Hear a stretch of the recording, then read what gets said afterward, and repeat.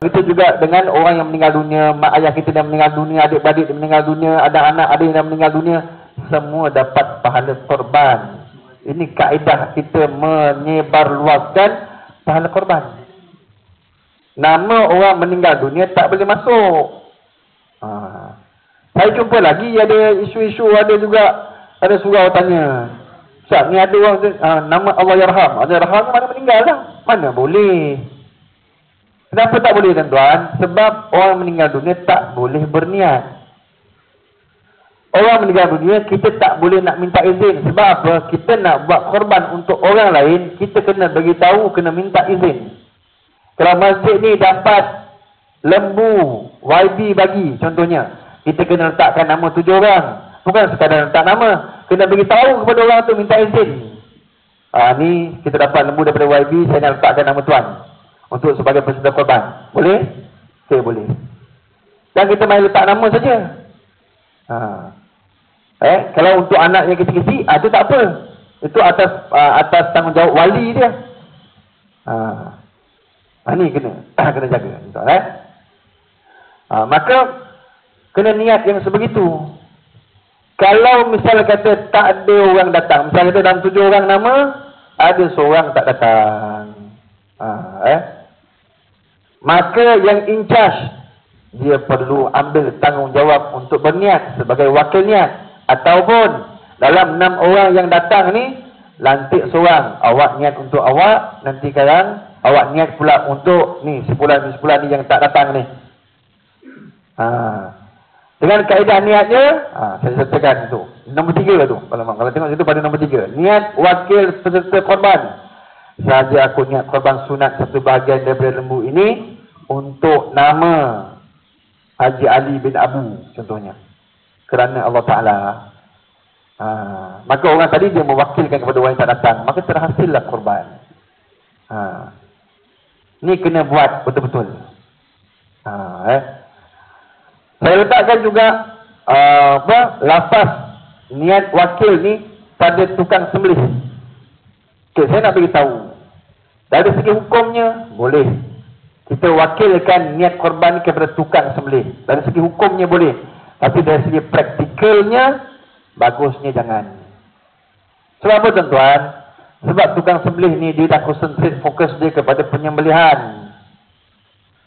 Dan saya nak beritahu, tidak menjadi tanggungjawab kepada penyembelih untuk meniatkan korban kepada peserta. Bukan tanggungjawab dia.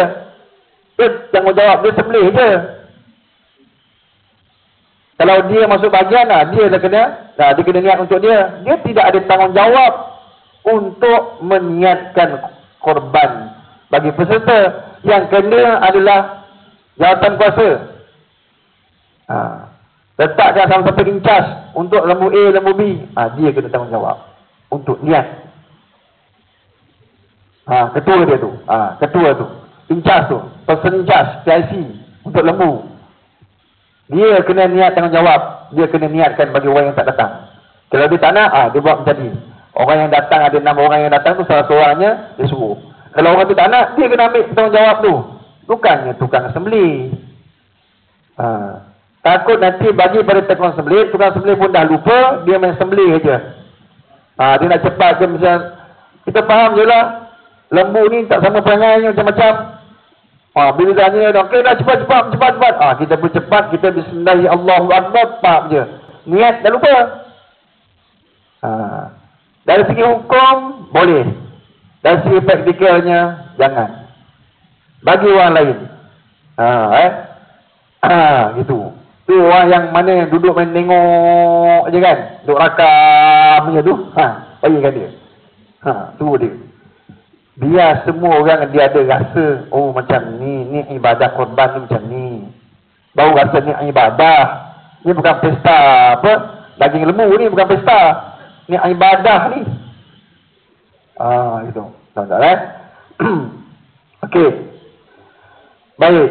Bila kita kata kita nak wakilkan pada pihak surau, pihak masjid menguruskan korban ni, kena satu lagi. Kalau Imam tengok situ nombor 2 ada satu perkara yang kita kena ambil maklum, iaitu lafaz wakalah. Al-wakil fi hukmil muwakkal. Orang yang wakil itu dia hukumnya macam orang yang diwakilkan. Kan saya ada sebut tadi bahawa korban ni kan kita sepatutnya kena buat, tapi kita wakilkan orang suruh buat. Mesti ada lafaz wakalah, kita mewakilkan kepada dia. Lafaz wakalah kena betul, kena telus, kena tepat, barulah perwakilan itu sah. Kalau perwakilan tidak sah, maka orang itu tidak sah menjadi wakil. Bila orang itu tidak sah menjadi wakil, maka apa-apa urusan yang melibatkan korban peserta ni tidak sah. Bila tidak sah, menjadikan korban tidak sah. Itu dia punya tu, kesan dia. Maka lafaz wakalah perlu betul. Saya sertakan juga lafaz wakalah. Saya, siapa nama? Mewakilkan kepada pihak masjid, apa cedera ke apa, entahlah, untuk menguruskan dan menghasilkan ibadah korban sunat bagi diri saya satu bahagian lembu dengan bayaran RM800 dan RM100 kos pengurusan kerana Allah Ta'ala. Dia kena jelas.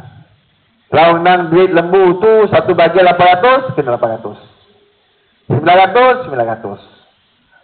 Kemudian kena sertakan duit pengurusan tu kena sebut 50, 100, sebab ada setengah tempat dia cuma letak 850 berserta dengan kos pengurusan. Tak dinyatakan kos pengurusan tu berapa. Jadi dalam 850 tu nak tarik berapa pengurusan ni? 50, 60, 70, 100. Yang ni tak clear ni, yang ni tak boleh. Dan hukumnya dia disebut sebagai lafaz majhul. Lafaz majhul ini maknanya kita ada ruang untuk manipulasi. Ada ruang untuk kita tak sebut ambil lah. Mungkin pengurusan ni mungkin dah 50 tapi kita ambil dah 70. Tak mahu macam tu tuan-tuan, tak mahu. Ibadah ni kena ibadah. Dia tidak ada cerita tentang profit matter, tak ada.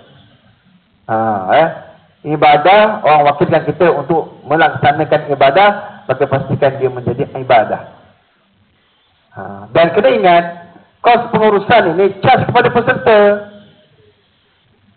Pengurusan nak beli plastik ni yang 100 kita charge tu kan.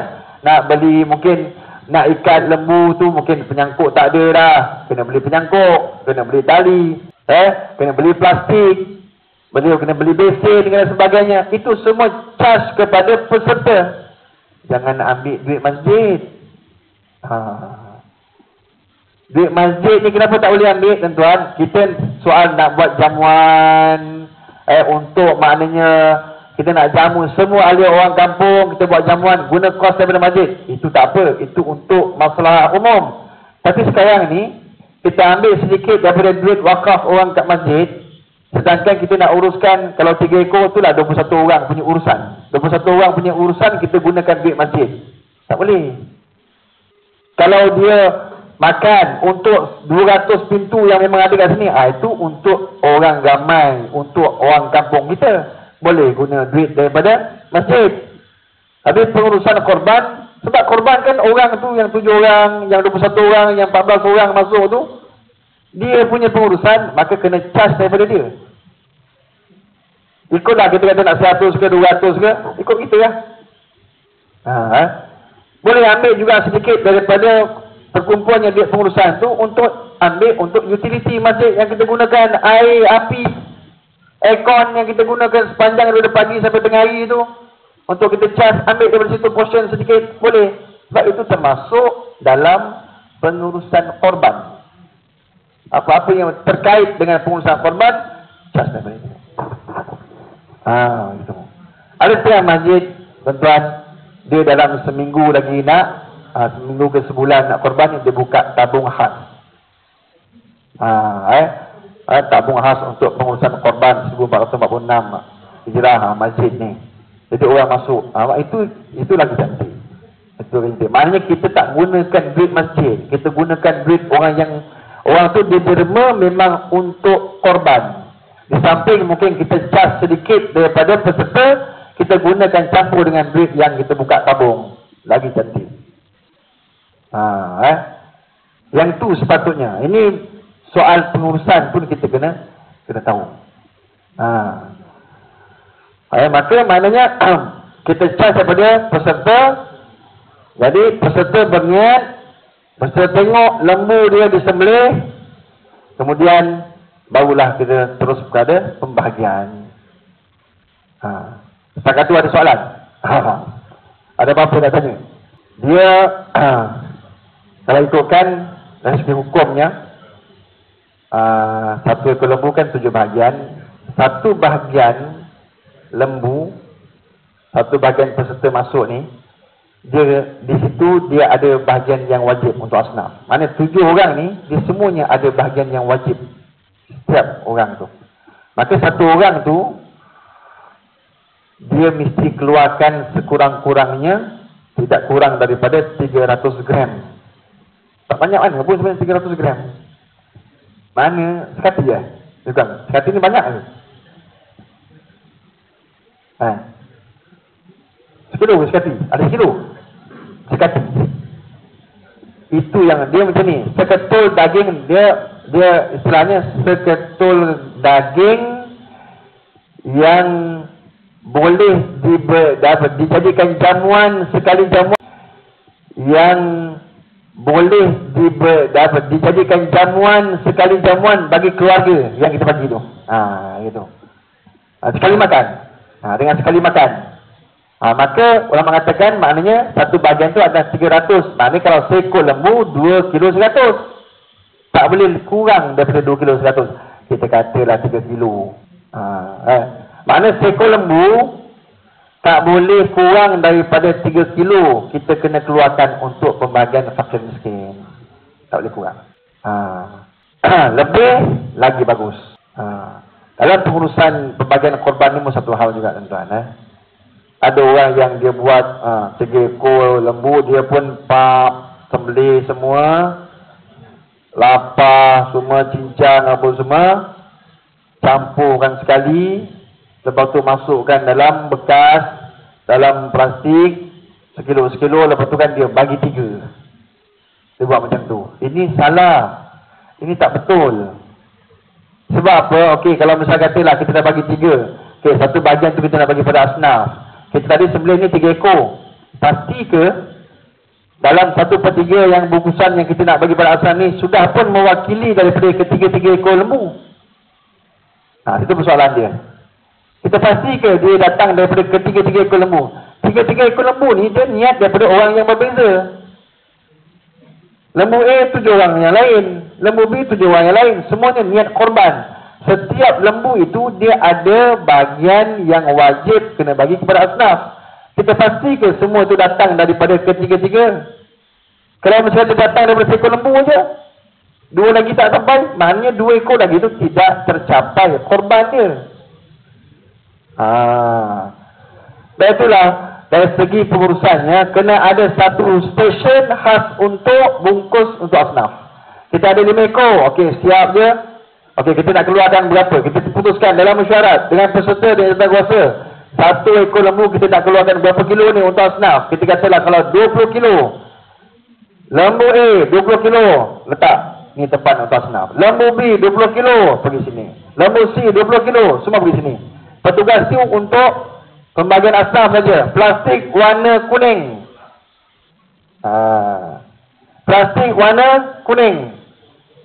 Dah kumpul semua 20 kilo tu jadi kumpul semua berapa? Okey, asnaf ada berapa keluarga? Bagikan. Kita nak bagi jadi berapa?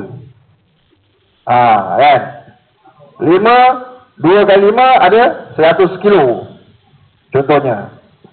Asnaf ada 10 keluarga. Bagikan. Masukkan dalam satu berapa? Selesai. Plastik warna kuning. Lepas tu nanti untuk yang pembagian yang sunat. Plastik warna merah. Ni yang kita nak bagi seorang sekilo ni. Seorang sekilo. Yang tu dah bercampur, tak ada masalah. 5 ekor ke 3 ekor ke, yang tu kita bercampur dah. Yang tu semua letak satu stesen. Yang tu semua bagi kat situ. Letak. Kan? Sebab kita dah keluarkan yang wajib tadi, dah tak ada masalah. Letak situ semua. Bungkus sekilo. tulang, cincang, bungkus setengah kilo. Bahagian hati semua. Untuk bahagian yang apa ni? Yang wajib letak plastik warna putih. Kita dah tetapkan berapa? 4 kilo yang masuk peserta. Letakkan 4 kilo. Letakkan tulang berapa kita nak bagi orang masuk peserta ni. Bahagian hati kita dah siap cincang semua. Ekor-ekor ni cincang habis semua. Dan bagi sama rata cincang semua. Ekor-ekor ni cincang habis semua. Dan bagi sama rata semua dapat. Merasa seorang sikit. Jadi orang yang balik nanti dia akan dapat sedikit daging, ada tulang sikit ke, bahagian hati sikit. Kalau dapat kalau dapat. Kalau tak dapat, tak apa lah. Ini kena kefahaman tuan. Maknanya kalau kita tolong daripada pagi sampai zuhur, dapat sekilo je. Lain tak ada. Itu adalah bahagian kita. Jangan nak timbang lagi dah. Ni ibadah. Kan?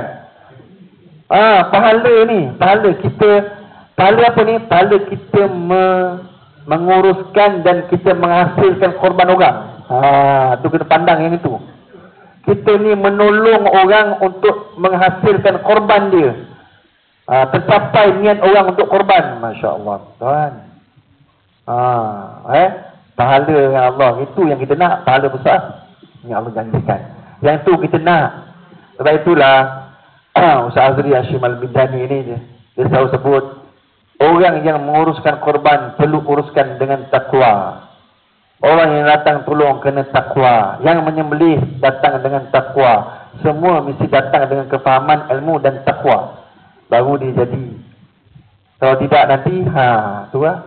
Ni saya cerita ni pada ibu ayah yang datang hari ni, dengar, dapat ilmu. Tu kat luar sana yang tak datang tu, tu semua yang jadi hero-hero tu nanti. Susah nak kawal. Jadi ni semua jadi duta-duta kecil nanti bila pada musim korban, kena sound tuan. Orang jangan pandai-pandai nak ambil. Pengurusi tak larat tadi. Tak ada nak kawal. Tuan-tuan ibu-ibu nanti kena tolong pengurusi. Tak boleh ambil. Ni korban. Nak untung 2-3 kilo, nak ambil ekor, nak ambil batang pinang, haram makan. Tanpa kebenaran. Haram tau. Nampak macam seronok. Allahu Akbar. Ini memang, ni saya kira memang perjuangan lah. Saya pun menjadi macam saya rasa tanggungjawab pada saya bila saya dapat ni beberapa tahun saya panggil Ustaz Azri ni datang sini masa musim korban. Ada benda-benda baru yang saya dapat yang saya rasa memang dalam minggu ni semua kitab tutup.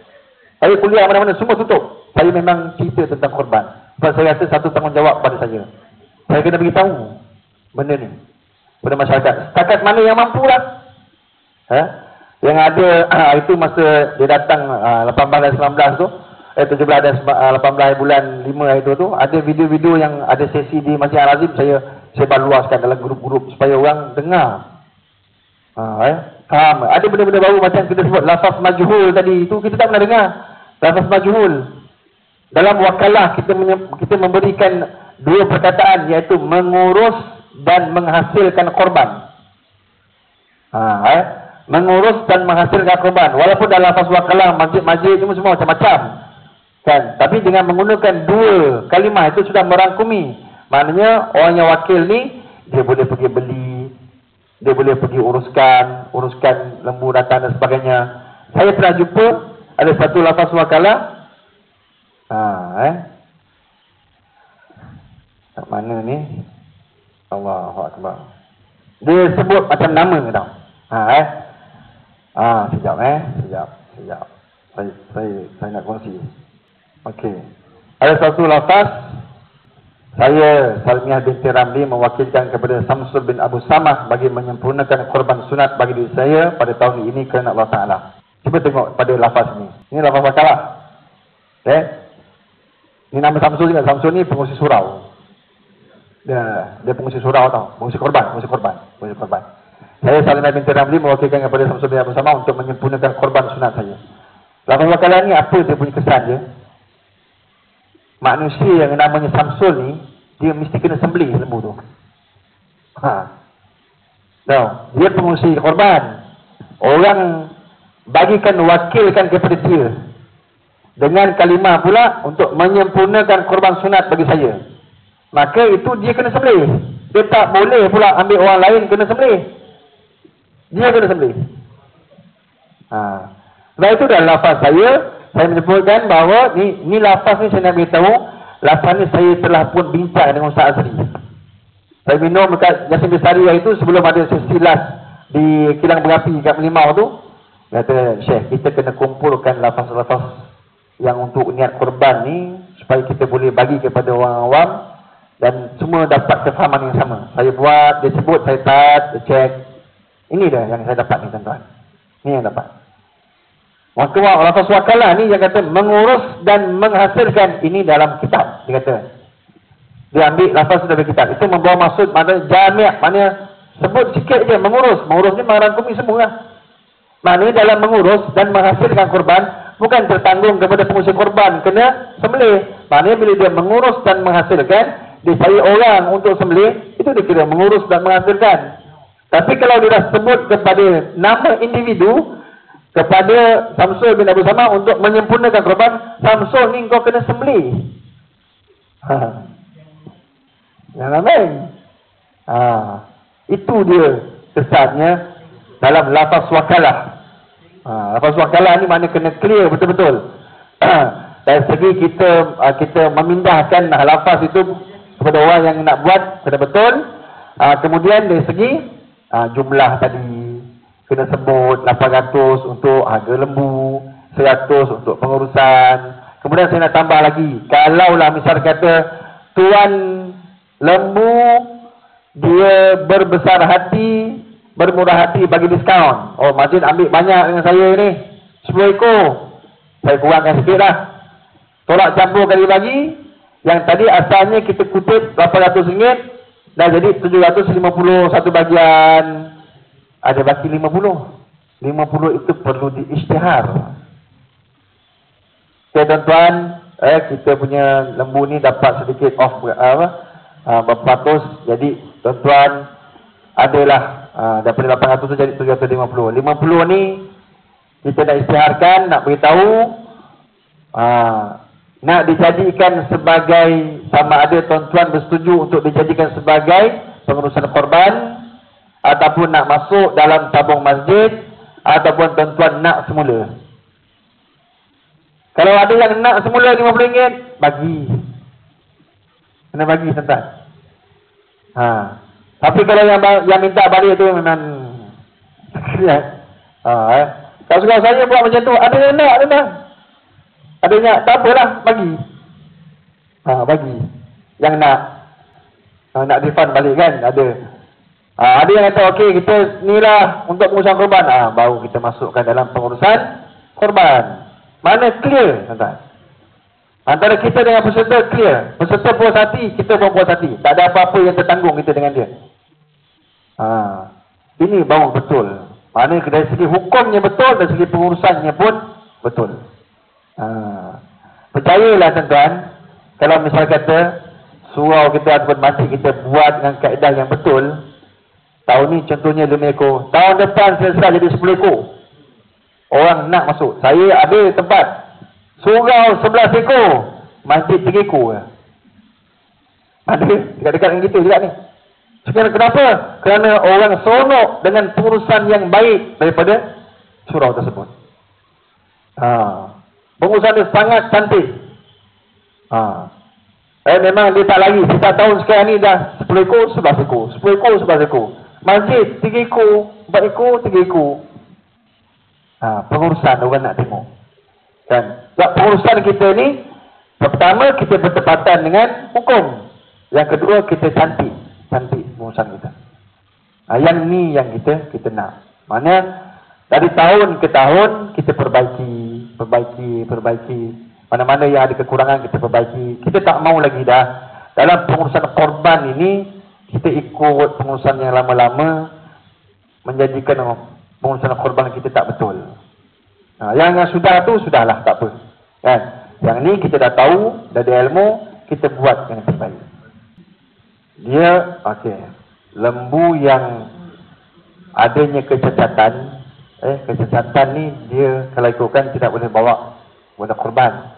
Melainkan yang berkaitan dengan kalau kita kembirikan yang berkaitan dengan telur ni, kalau dia membawa kepada banyaknya daging, maka boleh. Dia kat situ. Kan ada orang dia kembirikan, dia potong, dia buang telur lembu tu kan. Dia memang daripada kecil. Mana dia dikira sebagai cacat. Cacat ni kalau boleh, mana dari hukum tak boleh lah. Itu kan cacat, kerana ada cacat. Bila lembu ada cacat ni dia tak boleh buat korban. Cacat ni tuan-tuan sehinggakan kalau nak buat okey. Ya, tak boleh buat korban sunat. Dia macam ni. Kalau misal kata dia nak juga buat korban dengan lembu yang cacat itu, dia perlu jadikan korban itu korban wajib. Ini isu dia kalau misal katalah lembu turun lori patah kaki. Ni sama benda ni Kalau misal kata dia nak buat juga. Lembu yang turun daripada lori patah kaki. Pagi semua orang dah datang dah. Tengok lembu dah terlepuk je dah. Ni macam mana ni? Telefon tokey dah tak ada lagi dah. Pakat. Memang itu cara penyelesaian dia. Pakat dengan 7 orang tu, kena jadikan ni lembu korban wajib. Kena nazarkan lembu ini. Maka lembu itu perlu disembelih juga sebagai lembu korban wajib. Tapi tak boleh ambil lah. Itu saya tak boleh ambil. Semua bagi pada asnaf. Ini kalau dia nak buat juga, jadikan korban wajib. Cacat. Tokey lembu tu dia tak ada lembu lain ke? Ni Imam. Dia tak ada lembu lain.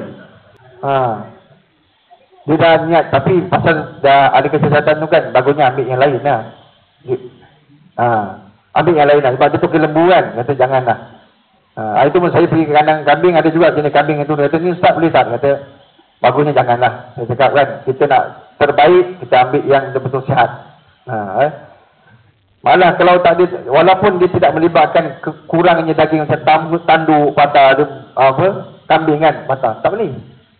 Jadi kita sudah ada kecacatan. Kecacatan ni ingat selagi mana ada kecacatan, walaupun kecacatan selagi pisau belum lagi memotong halqum dan urat halqum halqum dan marih.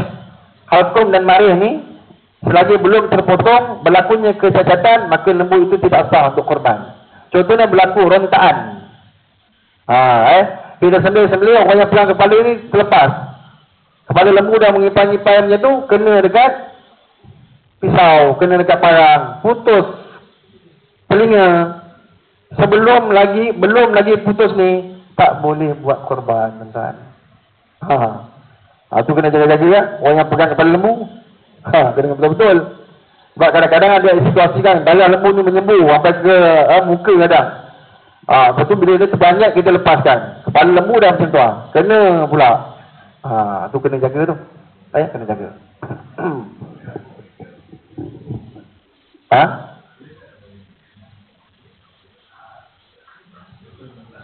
Menerima wakil daripada peserta. Boleh? Boleh? Tukang sembelih. Dia ada perusahaan dia, boleh? Kan? Maknanya penyembelih lah yang akan niat. Boleh lah. Kalau penyembelih tak ada masalah, boleh je. Okey?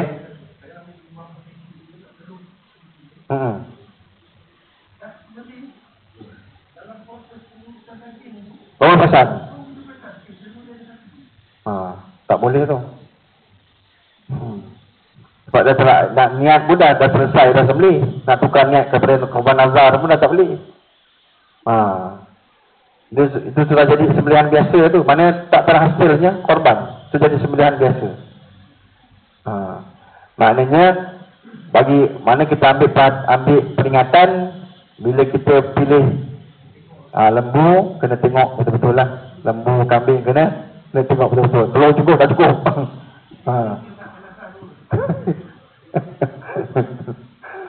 Kena pasti ada telur cukup tak cukup. Allah Akbar. Okey, ada lagi? Tak ada Alhamdulillah, mudah-mudahan ada kebaikan dan manfaatnya lah perkongsian kita pada pagi ini, dan mudah-mudahan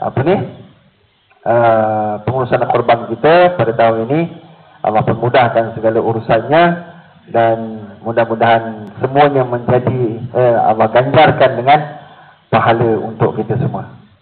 Okey, kita itu dahulu. Qul qawli hadza wa astaghfirullaha li wa lakum. Assalamualaikum warahmatullahi wabarakatuh. أعوذ بالله من الشيطان الرجيم. بسم الله الرحمن الرحيم. اللهم صل وسلم على سيدنا محمد وعلى آله وصحبه أجمعين. اللهم فقهنا في الدين وعلمنا التأويل واهدنا صراطك المستقيم. اللهم أخرجنا من ظلمات الوهم وأكرمنا بنور الفهم، وافتح علينا بمعرفة العلم، وأحسن أخلاقنا بالحلم، وسهل لنا أبواب فضل برحمتك يا أرحم الراحمين. صلى الله على سيدنا محمد وعلى آله وصحبه بارك وسلم، والحمد لله رب العالمين. سبحانك اللهم وبحمدك أشهد أن لا إله إلا أنت أستغفرك وأتوب إليك. بسم الله الرحمن الرحيم. والعصر إن الإنسان لفي خسر إلا الذين آمنوا وعملوا الصالحات وتواصوا بالحق وتواصوا بالصبر. السلام عليكم. Ya.